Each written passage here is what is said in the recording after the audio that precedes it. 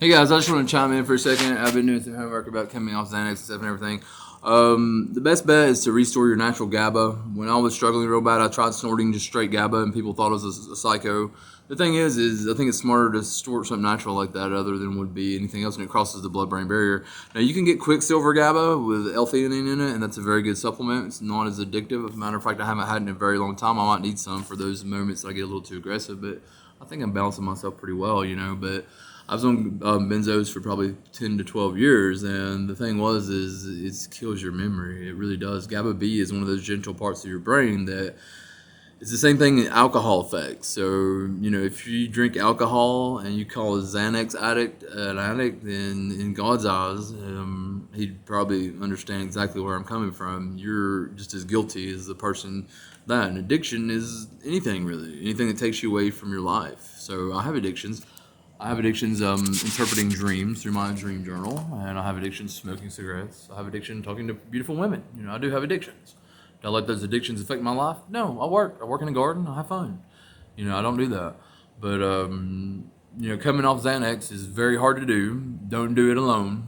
You need some support groups. If you ever think about coming off Xanax, do not do it yourself, because the withdrawal from Xanax is the hardest withdrawal of any withdrawals. It's harder than heroin because it'll put you in a state of delusion and you will lose your mind. If you haven't been schizophrenic, you'll be momentarily schizophrenic if you come off Xanax just plain with it cold turkey. Titration method works the best. Talk to your doctor before you do it.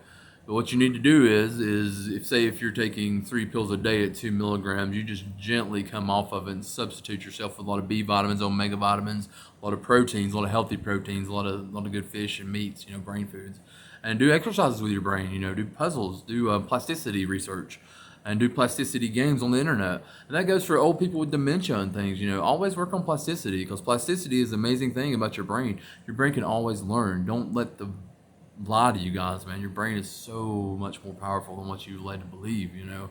I'm trying to think. Another thing bad about the benzos and the big pharma in general, they intentionally cut their medicine with fluoride.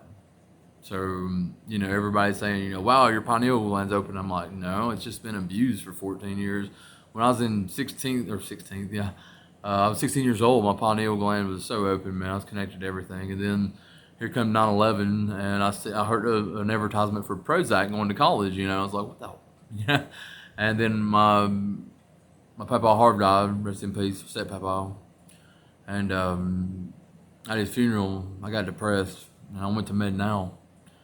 And that was at Windstream when X called me, and X said, you don't know what you're doing. He remote viewed me when I was fucking working at Windstream, dude. And I told him, I said, get out of me, you son of a bitch. I wrote that on the screen, and I said, call me, X. He called me up. He knows I knew how to remote view. I even know who's remote viewing me. He hated that, dude.